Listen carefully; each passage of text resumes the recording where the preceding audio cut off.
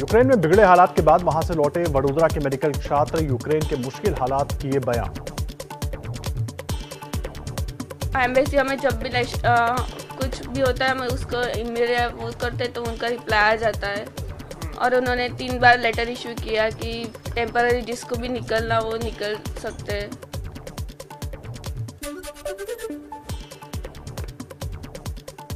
UP के आजमगढ़ में जहरीली शराब पीने से 5 लोगों की मौत, 41 का अस्पताल में इलाज जारी, मरने वालों का आंकड़ा बढ़ सकता है। कर्नाटक के शिवमोगा में बजरंग दल के कार्यकर्ता हर्षा की हत्या के बाद तनाव, कई इलाकों में पत्थरबाजी और गाड़ियों में आगजनी। 2 दिनों के लिए कर्फ्यू लगाया गया, स्कूल कॉलेज भी बंद। हर्षा हत्याकांड में अब तक 3 लोग गिरफ्तार, 2 को हिरासत में लिया गया। हिजाब के एंगल से भी जांच होगी। कर्नाटक के गृह मंत्री अरागा ज्ञानेंद्र बोले, हत्या में 5 लोग शामिल थे। Yesterday night there was a stabbing incident has been done. There are some clues and the investigation is going on.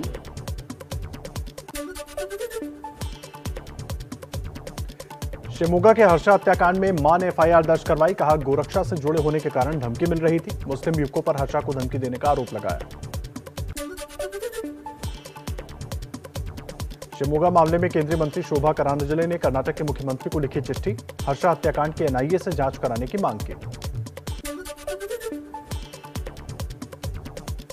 Jammu Kashmir के अनंतनाग में बीजेपी नेता सिद्दीक खान रेप के आरोप में गिरफ्तार, कोर्ट के आदेश पर हुई गिरफ्तारी।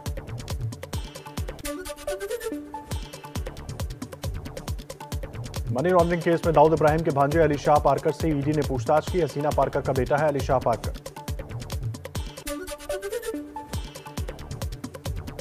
दिल्ली एनसीबी ने व्यवसायी करण सजनानी को समन जारी किया। 2 मार्च को बयान दर्ज करने के लिए बुलाया। एनसीपी नेता नवाब मलिक के दामाद समीर खान से जुड़े कथित ड्रग मामले में एनसीबी ने करण को पहले गिरफ्तार किया था।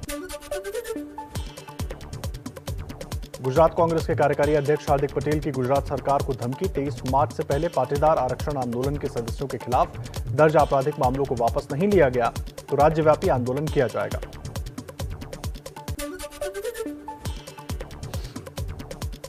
मुंबई में केंद्रीय मंत्री नारायण राणे के घर पर बीएमसी की टीम, अवैध निर्माण पर जारी नोटिस के बाद जांच के लिए पहुंची थी टीम। नोएडा में सुपरटेक बिल्डर के अवैध रूप से बनाए गए ट्विन टावर को ध्वस्त करने की कार्रवाई शुरू। हाईटेक मशीन के साथ साथ इंजीनियर समेत 100 लोगों की टीम काम में जुटी। राजस्थान के अलवर में कचौड़ी खाने के लिए ट्रेन के ड्राइवर ने रोक दी आउटर के पास ट्रेन, वीडियो वायरल होने के बाद 5 लोग निलंबित। गुजरात के अंकलेश्वर में धार्मिक कार्यक्रम में पैसों की बारिश के बाद साथ फायरिंग, वीडियो सोशल मीडिया पर हुआ वायरल, लेकिन पुलिस ने अभी तक कोई कार्रवाई नहीं की। शोपियां में शहीद संतोष यादव का गृह जिले देवरिया में अंतिम संस्कार हुआ। वीर शहीद को श्रद्धांजलि देने उमड़ा जनसैलाब। शहीद की पत्नी ने सीएम योगी से मिलने की मांग की। हमरा के नौकरी जिला में लइकन के हमरे पढ़े लिखे के खूब बढ़िया व्यवस्था, जहाँ खूब बढ़िया रहता है वो करीबा से होगी कि हम बुलाल चाहत रहनी है।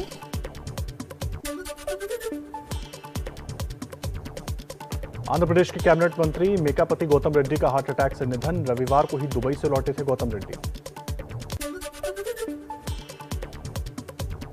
एमपी के जबलपुर में युवाओं की पहल, झुग्गियों में रहने वाले छात्रों को मुफ्त में दे रहे हैं शिक्षा। अब तक 100 छात्रों का हुआ रजिस्ट्रेशन। देश में पहली बार 12 साल के बच्चों को भी लगेगी कोरोना की वैक्सीन। डीसीजीआई ने 12 से 18 साल के बच्चों के लिए कोर्बेवैक्स वैक्सीन को मंजूरी दी। देश में घट रहा है कोरोना के नए मरीजों का आंकड़ा, 24 घंटे में 16,000 नए केस, एक दिन में 206 लोगों की मौत। महाराष्ट्र में कोरोना में मरने वालों के परिजनों को जल्द मिलेगा मुआवजा। मुंबई में पीड़ित परिवारों को मुआवजा देने की प्रक्रिया पर काम शुरू। राज्य सरकार ने 50,000 मुआवजा राशि देने का ऐलान किया था।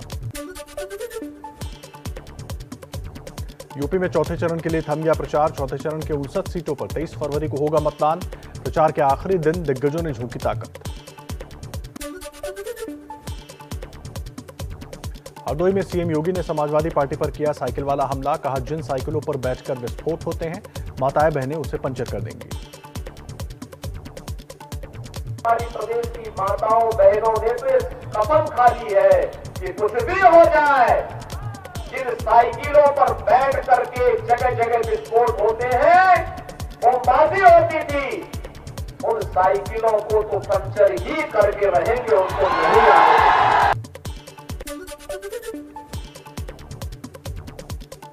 बीजेपी के साइकिल वाले हमले पर अखिलेश यादव का पलटवार। साइकिल को गरीबों से जोड़ा। साइकिल का सवाल है। साइकिल गरीब की है, किसान की, नौजवान की है, फौजी की है, सिपाही की है। साइकिल हमारे गरीब की शान है।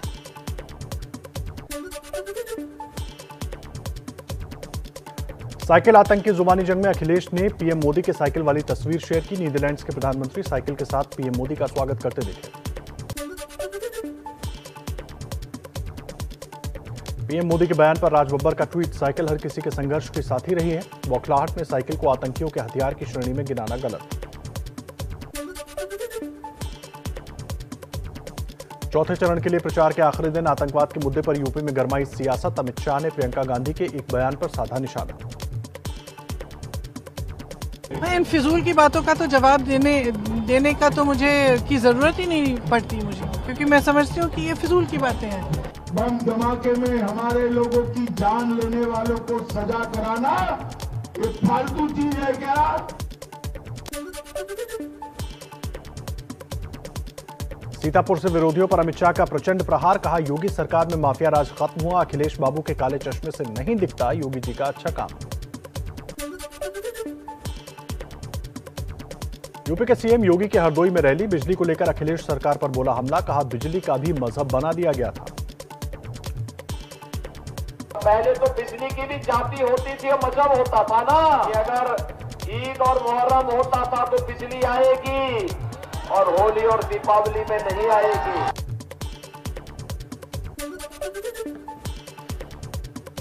हरदोई में अखिलेश यादव का बीजेपी पर हमला। कहा, सिर्फ हिंदू मुसलमान करती है बीजेपी। के 8 साल पहले हिंदू खतरे में नहीं था। अभी तक तो हम बाबा मुख्यमंत्री बुला रहे थे, अब वो बाबा बुलडोजर वाले बाबा हो गए। और अच्छा किया उन्होंने बुलडोजर अपना मेंटेनेंस में डाल दिया, क्योंकि वो जान गए सरकार बदलने वाली है।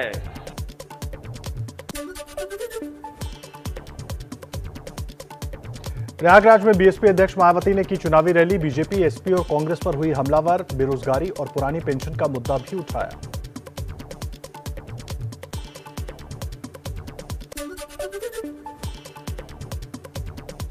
बीएसपी के राष्ट्रीय महासचिव सतीश मिश्रा ने किया जीत का दावा। कहा, दलित ब्राह्मण एक साथ 2007 से भी ज्यादा सीटें जीतेंगी बीएसपी।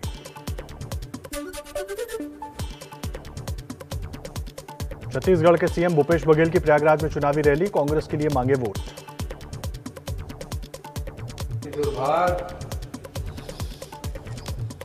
जो देश नहीं बिकने दूंगा, railway station, airport, ONGC, SAIL, नव भारत, सब एक एक करके बिकते गए।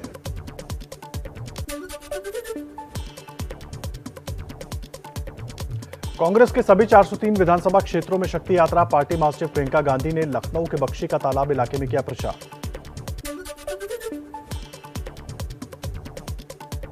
कांग्रेस अध्यक्ष सोनिया गांधी ने बीजेपी सरकार पर जमकर हमला बोला। कहा, 5 साल में सरकार ने अलगाव पैदा किया, बेरोजगारी और महंगाई बढ़ी। कि सरकार ने आपका बोझ हल्का करने की बजाय आपकी मेहनत से बनाई गई सरकारी कंपनियों को कौड़े के दाम अपने चहेतों को बेच दिया।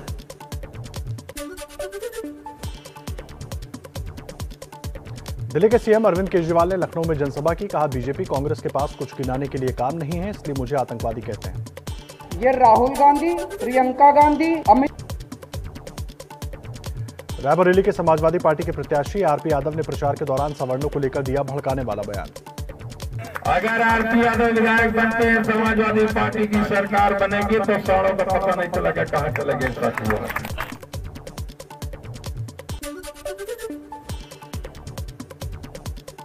एबीपी न्यूज के ऑपरेशन न्यूटन में कैमरे पर वोट बेचने वाले उम्मीदवार बेनकाब, पूर्व चुनाव अधिकारी का दावा, उम्मीदवारों पर हो सकता है केस दर्ज, पार्टी पर भी कार्रवाई संभव।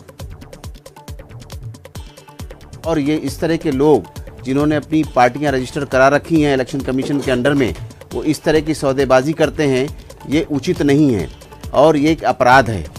उनको इस बारे में इसका जवाब देना होगा और इलेक्शन कमीशन इनसे जवाब मांगेगा और इसकी उनको पूरी कीमत देनी होगी।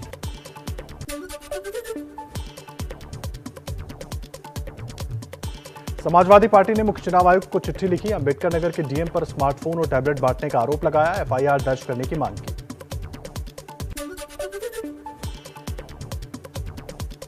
मणिपुर के इंफाल में राहुल गांधी ने जनसभा को किया संबोधित, पीएम मोदी पर जमकर साधा निशाना।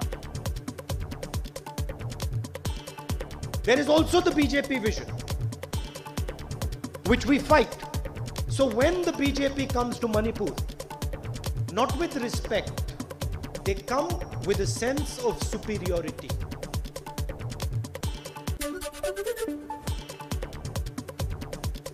प्रधानमंत्री मोदी के आज 2 चुनाव प्रचार रैलियां, पहले मणिपुर और फिर यूपी के बहराइच में रैली करेंगे। गृह मंत्री अमित शाह यूपी के प्रतापगढ़ और प्रयागराज में करेंगे जनसभा, घर घर जाकर भी मांगेंगे वोट। रक्षा मंत्री राजनाथ सिंह बलिया और गोरखपुर में 3 जनसभाएं करेंगे। बीजेपी अध्यक्ष जेपी नड्डा की आज देवरिया और बलिया में रैलियां, गोरखपुर में पार्टी पदाधिकारियों और कार्यकर्ताओं के साथ बैठक भी करेंगे। सीएम योगी की अयोध्या, गोंडा, बहराइच और बाराबंकी में जनसभाएं। समाजवादी पार्टी के अध्यक्ष अखिलेश यादव भी करेंगे 5वें चरण के लिए प्रचार, आज प्रयागराज, चित्रकूट और कौशाम्बी में रैली करेंगे।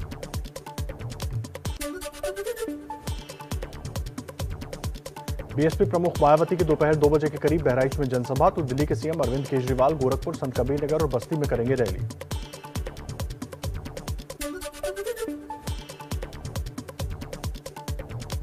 तमिलनाडु में शहरी निकाय चुनाव नतीजों का आज होगा ऐलान, 19 फरवरी को हुए थे चुनाव, एआईएडीएमके और डीएमके के बीच है मुख्य मुकाबला।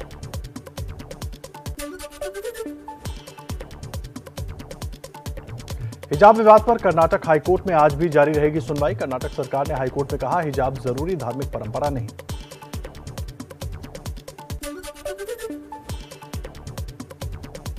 मुंबई के पूर्व पुलिस कमिश्नर परमबीर सिंह की याचिका पर आज सुप्रीम कोर्ट में सुनवाई, परमबीर सिंह ने मुकदमे को रद्द करने की मांग की।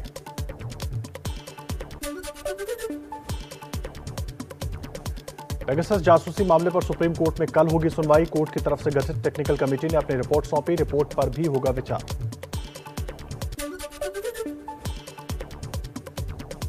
डोरंडा ट्रेजरी केस में लालू यादव को मिली 5 साल की सजा, 60 लाख रुपए का जुर्माना भी लगा।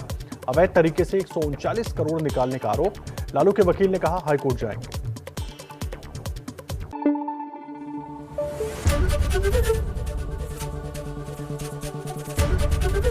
एबीपी न्यूज आपको रखे आगे।